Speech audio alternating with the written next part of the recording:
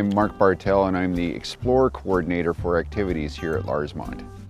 Today we're going to make my soon-to-be famous Below Zero chili. The first step in chili is opening all the cans.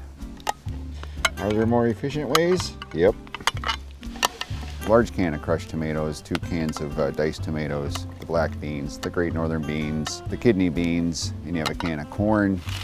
So to begin cooking the chili, you have the frying pan on top of the coals, good and hot. You take your 2 tubes of ground pork, and dumping that into the frying pan. You're going to brown it for a while. When that's done, you can dump that right into the Dutch oven. Can you see anything? Because I can't. You're going to dump in the can of great northern beans, the can of black beans, the can of kidney beans, the can of corn, the chili powder, and then the tomatoes, the crushed tomatoes and the diced tomatoes. Stir this all together.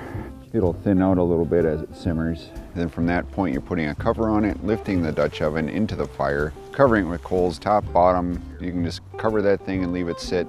It's not going to burn. It's just, you can simmer it. The longer you simmer it, the more flavor you're going to get out of it.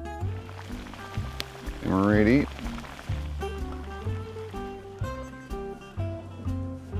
It is good.